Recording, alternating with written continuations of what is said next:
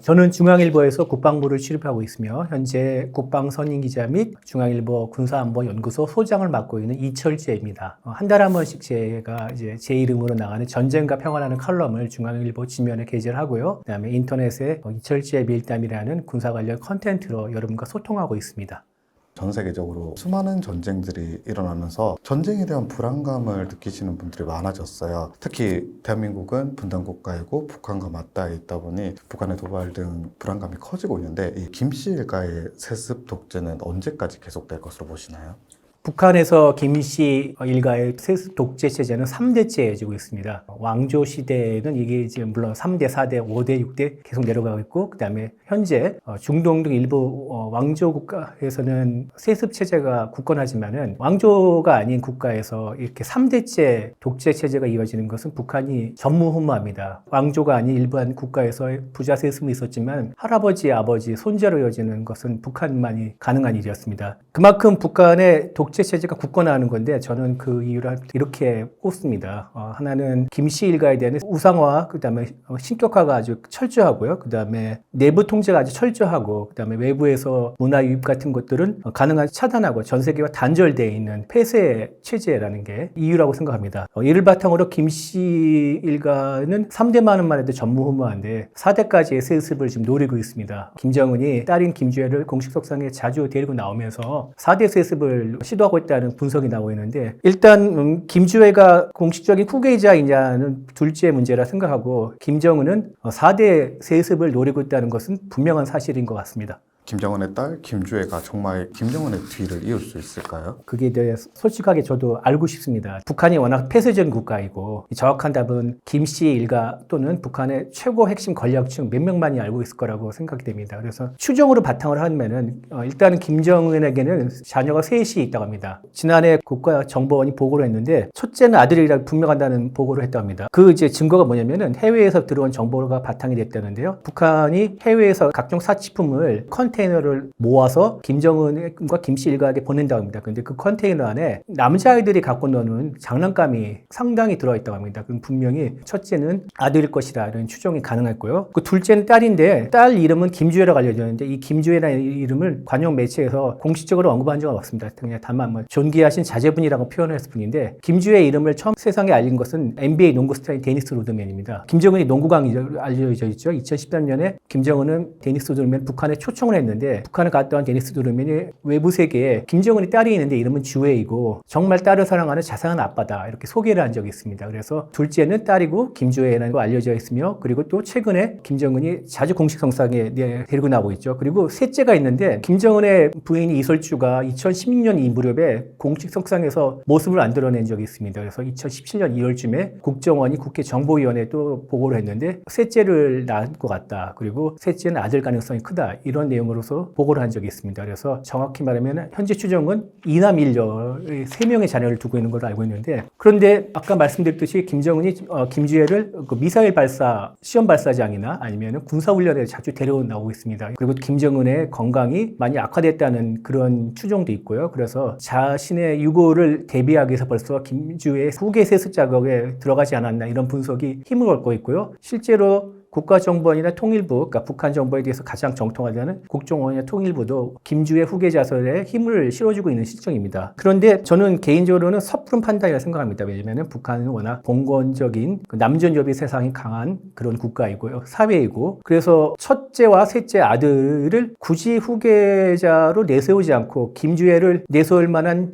이유가 있을까? 거기에 대해서는 혹자는 첫째가 건강이 안 좋다 이런 얘기도 있는데 그건 추정일 뿐이고요. 아무도 거기에 대해서 정확히 알고 있는 사람은 없을 것입니다. 물론 김씨 일가나 북한의 일부 핵심층 말고는요. 그렇기 때문에 국정원도 김주애를 후계자라고 가능성이 크다고 봤지만은 앞으로 변수가 많다는 전제 조건을 달았습니다. 그래서 김주애가 100% 4대 후계자로 내정된 것은 아닌다는 분석이 있고요. 최근에 또 들어보면은 북한에서 다른 목소리가 들려오고 있다고 합니다. 합니다. 대북 소식통 등에 따르면 김주애는 그냥 공주님이다. 김정은이 자상한 아버지의 이미지를 연출하기 위한 하나의 장치다. 그런 수단으로서 공식 석상에 데려나왔다는 이런 분석이 조금 나오고 있습니다. 그래서 또 하나의 증거는 지난달에 북한의 노동당 중앙간부학교 준공식이 있었는데 이게 참 의미가 있는 게 뭐냐면은 교실에 김일성, 김정일 그리고 김정은의 초상화 3개가 나란히 걸려 있다고 합니다. 그러니까 확실하게 자신에 대한 어떤 우상화, 신격화를 본격화하려는 시도로 보이는데 이렇게 중요한 의미가 있는 행사에 김주애가 빠졌습니다. 만약 김주애를 정말 후계자로 내세우려면은 김주애에 대한 우상화, 신격화의 서사가 필요한데 그 바탕으로서 노동당 중앙간부학교 준공식에 데려오는 사진 한 장 정도는 있어야 되는데 이걸 안 찍었다는 걸 보면은 최소한 김주애는 가능성은 있겠지만은 확정은 아니다. 이렇게 판단하는 것이 합리적일 거라 생각합니다. 북한 내부에서 이들 김씨 일가의 신격화가 여전히 지속되고 있나요? 북한의 권력 체제, 김씨 일가 독재 권력 체계의 기반 중에 하나는 신격화 우상화입니다. 신격화 우상화는 사실 전근대에서 많이 쓰던 방법이죠. 어떤 자신의 지도력에 대한 어떤 정당성을 부여하거나 아니면은 자신의 지위를 위협할 수 있는 세력을 근절하는 어떤 방향이 되는 거고요. 신이 된다면은 누가 그 권위에 토를 달겠습니까? 그런 권력적인 장치인데 이거를 아직 쓴다는 것은 북한 체제가 그만큼 후진적이라는 것을 보여주는 증거라고 생각하는데요. 공산주의는 원래 무신론에 기반하여 있는데 공산주의 국가도 신격화 우상화를 씁니다.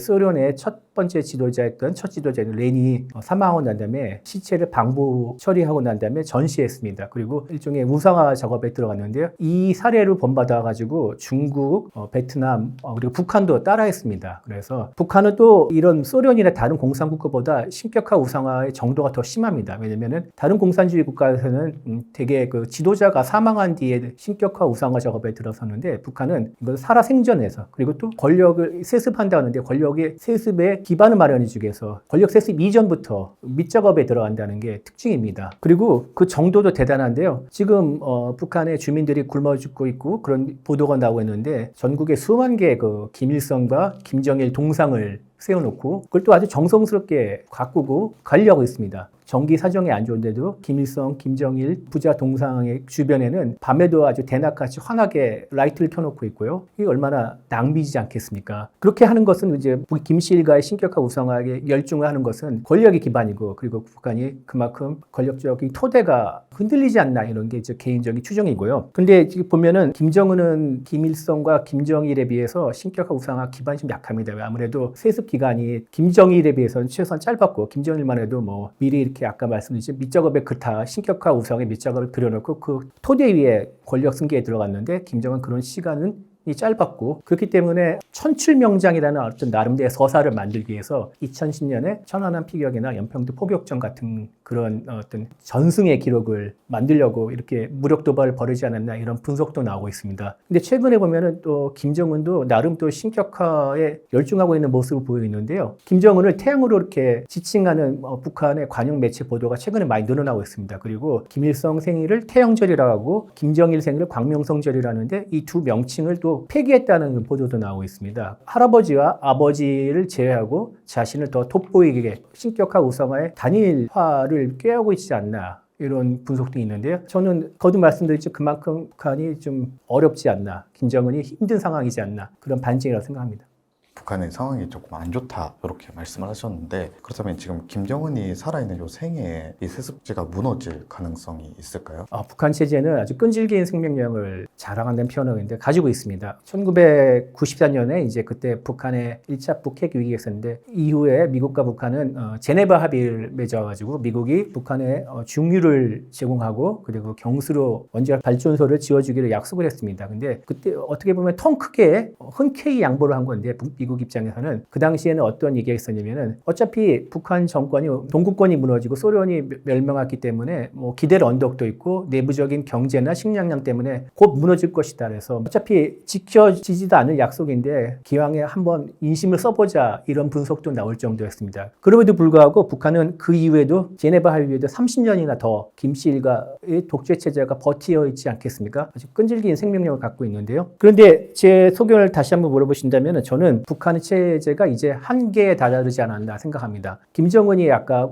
자신에 대한 우상화, 신격화에 열중한다는 그만큼 권력 기반이 약해졌다고 그러고 그 3대 세습으로 내려가면서 좀 아까 서사가 약해지면서 우상화, 신격화에 대한 약발이 떨어지지 않았나 이런 생각도 들고요. 그리고 아무래도 만성적인 식량난과 경제난은 더 나아질 기미도 안 보이고 아예 고질병이 되어 있고요. 그리고 평양을 제외한 지방에서는 아직 그 식량 사정 굉장히 안 좋다는 그런 보도도 있습니다. 특히 그 황해도 같은 경우는 연백평야가 있어가지고 북한의 대표적인 곡창지대인데 거기서 아사자가 발생했다는 보도도 있고요. 그리고 김정은 자신도 식량 배급에 문제가 있다는 걸 인정한 적도 있습니다. 그리고 또 하나의 문제는 북한이 요즘에 반동사상 문화 배격법과 그다음에 평양 문화와 보호법 등 이런 법을 잇따라 만들면서 강력하게 집행하고 있는데 이것은 무엇이냐면은 한국의 드라마, 가요, 한국식의 말투, 패션 스타일 이런 것들을 배격하는 법안입니다. 그래서 얼마 전에는 16살짜리 중학생 2명이 한국 드라마를 돌려봤다는 이유로 12년 노동형에 처할 정도로 아주 중형을 때리고 있는데 그만큼 내부 단속을 철저하게 하고 있습니다. 그것은 한류 문화의 유입이 자신의 체제 위협적이고 그리고 아주 광범위하게 이러고 있지 않나. 그래서 아까 말씀드렸던 이런 현상들 때문에 탄탄하기만 보였던 북한 김씨 일가의 독재 체제가 서서히 이제 잔금이 가고 있고 이 잔금들이 모여서 큰 금으로 이어지고 그리고 더 나아가서는 체제 기반이 흔들리면서 무너질 수도 있다고 생각합니다. 그러나 그게 언제 일어날지는 그 누구도 모르겠죠. 그 오직 신만이 알 수 있는 영역이라고 생각합니다.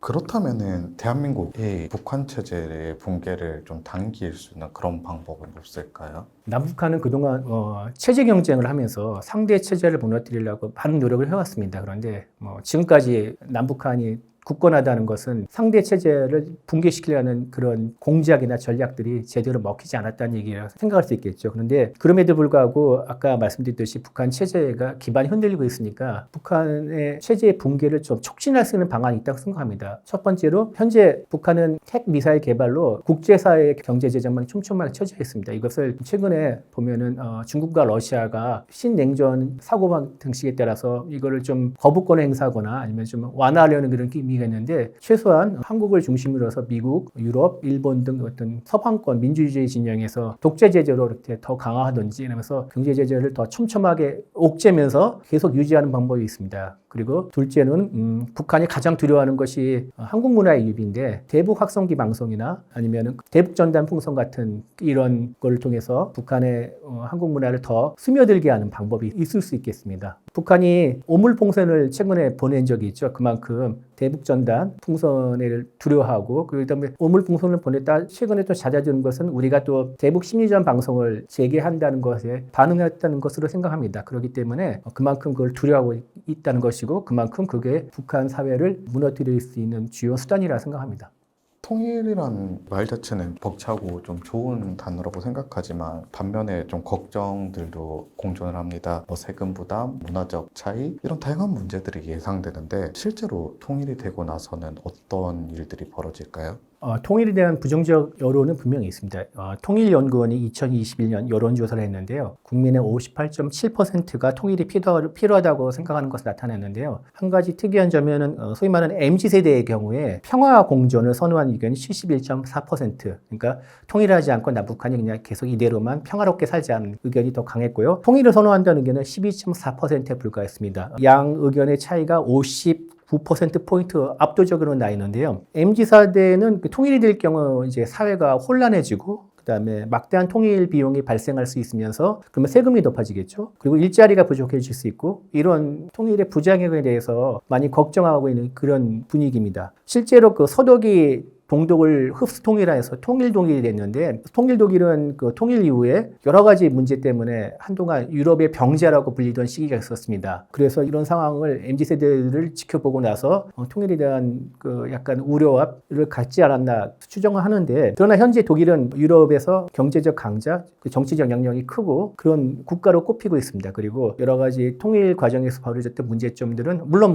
완벽하게는 해결하지 못했지만은 상당 부분 흥행했고요. 그리고 독일 내부에서는 통일해서 잘 됐다, 통일해서 좋았다 이런 의견이 상당히 높다고 합니다. 그래서 저 개인적으로는 통일되면 일시적인 혼란은 분명히 있을 수 있겠지만은 우리 한국 사회는 이를 극복하고 더 나은 방향으로 발전할 수 있는 여력을 충분히 갖췄다고 생각합니다. 그리고 또 통일이 우리에게 한 가지 기회가 될 수 있는 건 저는 이제 저출산 문제로 고민하는 한국 사회 한 가지 해법이라 생각하는데요. 2023년 기준에 북한의 출산율은 1.8명이라고 합니다. 아직 북한도 저출산에 분명히 접어들어 있다는 증거인데요. 통일이 될 경우에 저는 이제 개인적으로 북한에서 베이비붐이 일어나지 않을까 생각합니다. 왜냐면은 통일 이후에 한국이 북한지에 엄청난 투자를 할 것이고, 그리고 북한의 식량 사정이 좋아지고 생활 형편이 펴지게 되면은 당연히 베이비붐이 일어날 수밖에 없는 그런 상황이 마련될 것이고, 그렇기 때문에 북한을 흡수하면서 한국 사회는 최소한 그 저출산 사회로 진입을 몇 년이라도 늦출 수 있는 그 기회가 되지 않나 싶습니다. 대한민국은 분단 국가다 보니 모두가 통일이라는 걸 생각을 하고 있습니다. 기자님은 이 남북 통일이 언제쯤 가능할 거라고 예상하시나요? 그 되게 어려운 질문인데, 북한의 김씨 일가의 독재 체제가 무너지는 것을 우리는 흔히 그 급변 사태라 표현하는데요. 급변 사태가 일어나는 순간이 통일의 순간이겠죠. 남북한은 같은 민족이고 역사와 문화를 공유를 해왔기 때문에 북한의 정부나 어떤 체제가 한순간에 공백 상태가 되면 북한 주민은 당연히 그 대안을 어디서 찾겠냐? 한국에서 찾을 수밖에 없을 거라고 저는 믿고 있습니다. 왜냐면은 동일민족이고 구소련이 무너질 때 보면은 각 자치공화국들은 민족의 기반을 둔 정치 체제를 바탕으로서 다시 독립하지 않았습니까? 그렇기 때문에 급변 사태의 순간에는 북한 주민은 한국을 선택하고 결국 통일을 이루지 않을까 하는 게 제 개인적인 견해이고요. 자연스럽게 그런 상황을 만들려면 우리가 노력을 더 해야겠죠. 현재 대한민국 사회에는 4만 명이 안 되는 탈북민이 있습니다. 이 탈북민들이 좀 더 대한민국 사회에 더 잘 융합하고 더 녹아들 수 있게끔 우리가 지원하고 도와줄 수 있는 방법을 마련해야겠죠. 이것이 잘 되면은 급변 사태의 순간에 2,600만의 북한 주민을 포용할 수 있는 어떤 지름길을 마련할 수 있다고 생각합니다. 물론 급변 사태 때 중국이 개입할 거라는 시나리오가 분명히 있습니다. 거기에 대비해서 정부와 군 당국은 나름 대응 방법을 강구하고 있는데요. 다양하게 마련하고 있습니다. 그래서 우리가 이런 상황을 통일은 도둑처럼 온다고 하지 않습니까? 그냥 오는 것이 아닙니다. 우리가 준비를 잘 철저히 하고 잘 맞이해야 될 것이라고 생각합니다. 전 세계적으로 지금 K방산이 큰 인기를 끌고 있는데 그 이유는 무엇인가요? 가장 큰 요인은 전 세계적으로 지정학 리스크가 커졌다는 점입니다. 2022년에 러시아와 우크라이나 전쟁이 시작했고요. 2023년에는 이스라엘 하마스 전쟁이 시작했고요. 올해 초에는 예멘의 후티 반군이 통일을 지나는 컨테이너선 유조선을 상대로 소위 말하는 컨테이너 전쟁을 벌이고 있습니다. 이만큼 전 세계에서 전쟁과 무력 분쟁이 빈번하게 일어나고 있고, 그 영향력이 전 세계 구석구석에 모든 나라에 다 미치고 있으며, 그리고 각 나라는 방위태세를 더 끌어올릴 만한 필요성에 놓여 있는 상황입니다. 그런데 냉전이 끝나고 난 다음에 많은 나라들이 군비 축소를 하면서 방위산업 생태계가 무너졌습니다. 좋은 무기를 빨리 생산해서 적게 납품할 수 있는 그 방위산업 생태계가 있는데 군비 축소로 많이 무너졌는데, 방위산업 생태계가 남아있는 나라가 물론 미국도 있겠지만 한국에 남아있는 별거 아닙니다. 우리가 핵과 미사일을 갖고 있는 북한을 머리에 쥐고 살고 있기 때문에, 그리고 또 언제라도 남침을 벌일 수 있는 야욕을 품고 있는 북한과 대립하고 있기 때문에 대한민국은 60만 명 이상의 상비군을 유지하고 무장을 갖춰야 되는 그 상황에 놓여 있습니다. 그렇기 때문에 대한민국은 방위산업 생태계를 잘 보존하고 있고요. 뿐만 아니라 대한민국 방산은 나름 장점을 갖고 있습니다. 하나는 기술력이 뛰어나고요. 또 하나는 납기를 잘 지키고, 또 하나는 가성비가 뛰어나다는 겁니다. 한국의 기술력은 나름 인정을 받고 있고, 그리고 납기 부분만 하더라도 폴란드가 재작년에 K9 자주포를 주문했는데 주문하자마자 바로 그해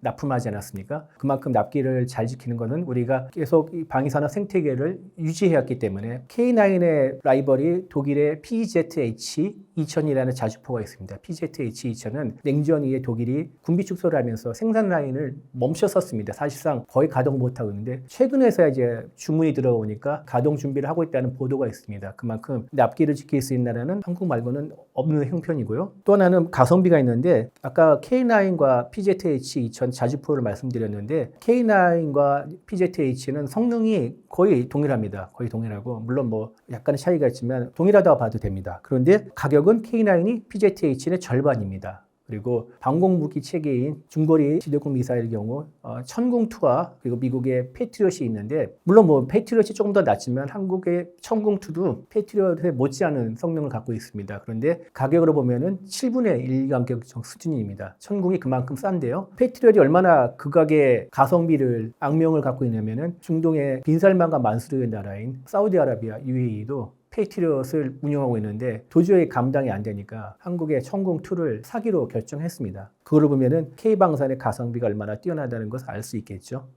북한이 가지고 있는 무기는 어떤 수준이며 군사력은 현재 어떤 실태인가요?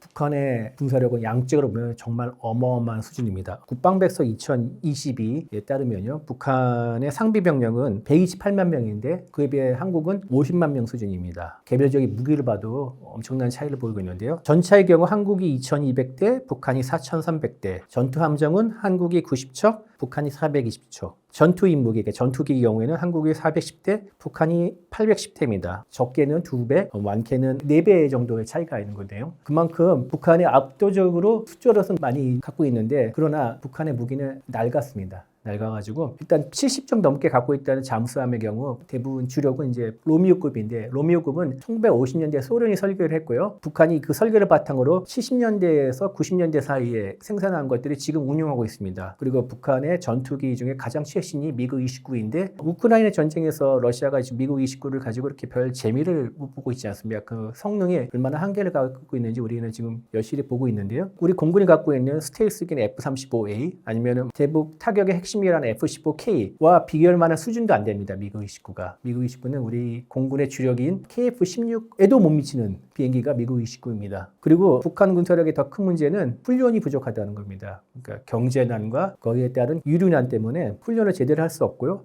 북한의 기갑부대가 아무리 전차, 장갑차를 많이 보유하고 있더라도 1년에 훈련할 수 있는 횟수가 얼마 안 된다면 무용지물이 되겠죠. 그리고 더 웃긴 거는 북한의 전투기 조종사들은 실제 비행을 할 수 있는 여건이 잘 안 되기 때문에 지상에서 도보 비행 훈련을 합니다. 도보 비행 훈련이 뭐냐면은 땅 위에다 그 지도를 그려놓고 전투기 모형을 갖다 놓은 다음에 입으로 따다다다다다 해가지고 이렇게 아이들이 노는 것처럼 해서 전투기 비행을 모사하는 건데 물론 뭐 한국도 뭐 비행에 앞서 전투기 조종사들이 하지만 그거 하는 거와 수준이 다릅니다. 다르고 전투기를 띄울 기름이 없기 때문에 어쩔 수 없이 하는 것이고요. 김정은이 그 모습을 보면서 즐거워하는 장면도 북한 관영 매체에 나온 적이 있습니다. 북한이 찾은 도발이 하는 원인은 뭐고 또 그게 나아가서 전쟁이 발발할 가능성은 어느 정도며 그 원인은 어떤 게 될까요? 그 지난해 말부과 올해 초에 걸쳐서 김정은의 언동이 아주 심상치 않았습니다. 그러니까 남북 관계는 동족 관계가 아니고 적대적 관계다 이렇게 주장을 하면서 남조선 전 영토 평정을 위한 대사변을 준비해라 뭐 이렇게 외쳤습니다. 그래서 올해 또 한 번의 큰 무력 도발을 벌이지 않는가 이런 예상이 많아졌었고요. 그리고 또 실제로 보면은 해상 주권을 실제적 무력 행사를 지켜야 한다면서 이런 발언도 했습니다. 그래서 분명히 서해 NLL 북방 한계선 지역에서 천안함이나 연평도 포격점처럼 그런 도발이 또 일어나지 않을까 이런 분석이 있었고 실제로 군 당국이 많이 긴장을 했습니다. 그런데 현재 아무런 상황도 안 일어나고 있습니다. 물론 뭐 북한이 인공위성은 계속 발사하고 미사일도 쏘고 오물풍선도 날려보냈지만 당초 김정은의 언행에 비해서는 생각보다는 급이 좀 낮은 게 수준이 낮지 않나 이런 분석도 있습니다. 그래서 최전방에서 특별한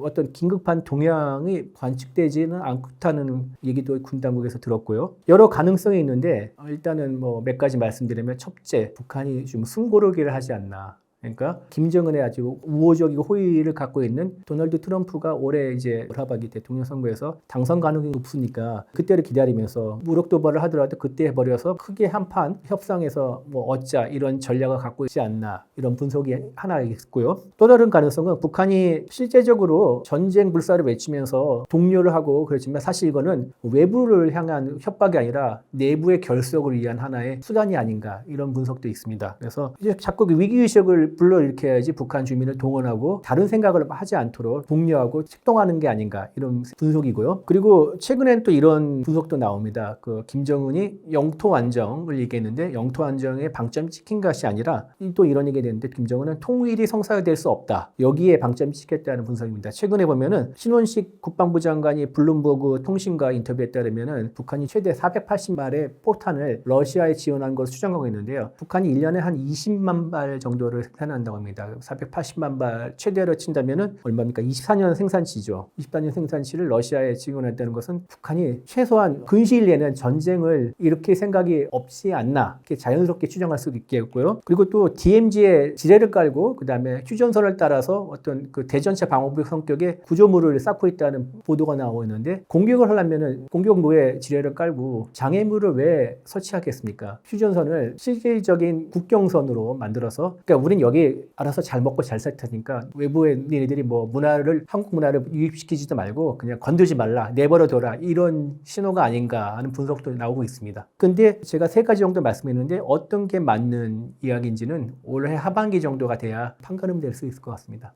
남북 전쟁이 혹시라도 만약에 일어나게 된다면 시나리오는 어떻게 예상하시나요? 되게 상상하기도 어려운 시나리오인데 왜냐하면 너무 끔찍하고 우리에게 큰 피해가 있을 수 있기 때문에 그렇지만 굳이 이렇게 말씀을 드린다면은 북한은 당연히 기습으로 전쟁을 시작하려 할겠죠. 그만큼 우리 한국과 미국이 연합방위 체제로서 국권이 방어를 하면은 자기네들이 이길 가능성이 적기 때문에 최소한 기습을 통해서 전쟁을 하려고 그러겠죠. 기습을 하면은 방사포와 장사정포를 총동원해서 최전방과 후방의 군사 시도들을 타격할 뿐만 아니라 수도권의 거주 지열도 무차별 포격을 할 겁니다. 2010년 연평도 포격대 때 보면요. 북한이 해병대 군사 시설뿐만 아니라 민간 지역도 무참히 포격했습니다. 그것은 분명히 전후방을 가리지 않고 군사 시설과 민간 거주 지역을 가리지 않고 할 겁니다. 그렇게 해야만 사회적인 혼란을 일으켜가지고 우리 전쟁 수행 능력이 떨어질 것이라고 생각하기 때문이겠죠. 그리고 핵탄두는 아니지만 확탄들도 분명히 발사할 겁니다. 왜냐하면 확탄들을 우리 공군기지에 떨어뜨리면은 그것을 제독하는 데 시간이 많은 겁니다. 그만큼 그 기간 동안은 전투기를 띄울 수 없기 때문이죠. 북한은 공군력은 한국과 미국의 연합 공군력에 비해서 한참 떨어지기 때문에 이런 방법을 분명히 쓸 거라고 생각합니다. 그리고 증원 전력을 차단하려고 일본과 오키나와 그리고 뭐 해외에 있는 미군 기지에 분명히 중거리 탄도 미사일을 떨어뜨릴 가능성도 충분히 있다고 생각합니다. 그리고 전쟁 수행 방식은 단기 속결전을 할 것입니다. 4일에서 5일 안에 한반도 전역을 적화하겠다는 그런 계획인데요. 왜 3일에서 5일이냐면은 시간을 점점 더 끄면 끌수록 한국이 전시동원 체제를 발동하고 그리고 예비군을 소집하고 그리고 미국과 유엔군의 증원 전력이 한반도 도착하기 때문에 시간을 끄면 끌수록 북한은 자신에게 불리하다고 생각할 겁니다. 그래서 3, 5일 안에 한반도 전역을 석권하거나 최소한 수도권을 포함한 상당 지역을 점령하려 할 것입니다. 2010년에 북한의 최정예라는 루경스 땅크 사단의 훈련 장면이 북한 관영 매체에 나왔는데요. 여기 보면은 탱크가 지나가는 길 옆에 김해, 부산, 전라남도, 호남 고속도로 이런 표지판들이 보였습니다. 그러니까 최소한 거기까지 기갑 전력을 앞세워가지고 한국의 영토 깊숙이까지 내려가겠다는 의도를 보여준 것이라고 생각합니다. 그러나 이거는 이제 북한의 생각이고요. 북한의 단기 속결전이 현실성이 있냐 하면은 저는 없다는 쪽에 걸고 싶습니다. 우선 한미의 정보 자산이 촘촘하게 북한을 감시하고 있고요. 전쟁을 시작하려면은 그냥 단숨에 시작할 수 있는 거 아닙니다. 최전방에 병력과 물자, 식량 그리고 유류 같은 것들을 가져다 놔야 되고 그런 과정에서 징후가 보이고 티가 납니다. 그렇기 때문에 한미는 이거를 매일 리스트를 만들어가지고 하나하나씩 점검합니다. 전쟁 발발 가능성이 높냐, 낮냐 이런 걸 따지고 있는 거죠. 북한의 상황에 따라서 한국은 미국과 협의를 해서 대북권 상황을 높일 수도 있고요. 그리고 예비군이 얼마나 막강합니까? 예비군을 다 동원하고 그다음에 전시체제를 가동할 수 있겠죠. 그러면은 북한의 사전 징후를 빨리 파악하면 할수록 우리의 이길 확률은 점점 더 높아지는 것이고요. 그리고 미국은 한미 상호 방위 조약에 따라서 엄청난 규모의 증원 전력을 보내고요. 이뿐만 아니라 유엔군 사령부의 회원국 17개국도 협약에 따라서 유사시 한반도에 병력과 장비를 보내기로 약속을 했습니다. 이런 증원 전력들이 한국에 도착하고요. 이런 걸 따져보면 전쟁이라면 한국이 이길 가능성은 훨씬 높습니다. 저는 개인적으로 99%로 보는데 다만 얼마나 우리가 피해를 입느냐가죠. 피로스의 승리라는 말이 있습니다. 한마디로 이기도 이긴 것 같지 않은 상처뿐의 영광이라는 그런 뜻인데요. 피로스의 승리로 제2차 6.25 전쟁을 이긴다 하면은 그게 무슨 소용이 있겠습니까? 그래서 가급적인 빨리 북한의 사전 징후를 파악하고 거기에 대비하는 것이 필요하다고 생각합니다. 그렇다면 가장 먼저 준비해야 되는 건 전쟁을 사전에 방지하고 좀 억제를 하게 그거를 위해서 대한민국이 해야 될 건 뭐가 있을까요? 북한은 핵과 미사일을 가진 나라입니다. 그래서 북한이 전쟁 상황에서 핵과 미사일을 쓰지 않으리라는 보장이 없습니다. 그래서 그만큼 제2의 한국 전쟁, 제2의 6.25는 결코 일어나서는 안 될 상황이라고 생각합니다만, 그래서 우리가 억제 전략을 잘 펼쳐야 된다고 상황입니다. 전쟁을 사전에 막으려면은 우리의 군사력이 일단 높아야겠죠. 특히 그 삼축체계라는 게 있습니다. 그러니까 유사시에 북한의 핵 미사일 시설을 먼저 타격할 수 있는 킬체인, 그리고 북한이 미사일 나르면 중간에 요격할 수 있는 한국형 미사일 방어, 그리고 혹시라도 북한이 미사일이 떨어질 경우에는 우리가 거기에 강력하게 보직하는 한국형 대량 응징 보복, 이거 세 가지를 삼축이라 하는데, 현재 정부와 군당은 삼축 체계에 대해 엄청난 투자를 하고 있습니다. 많이 하고 있고, 거기에 더불어 독자적인 정찰 인력 키우려고도 투자를 많이 하고 있습니다. 얼마 전에 인공위성을 하나 띄우지 않았습니까? 지금 현재 군 정찰위성이 2대가 우주의 상공에 날고 있고, 모두 해서 425 해가지고 5개의 군 정찰위성 을 보유할 예정이고, 2030년대는 그 숫자가 2배 이상으로 더 뛸 것 같습니다. 그리고 또 다른 억제 방안으로는 한미 연합 방위 체계가 있습니다. 한국과 미국은 상호 방위 조약에 의해서 맺어진 상태고요. 그리고 연합 방위 체제를 지금 가동하고 있는데요. 거기에 더불어 미국은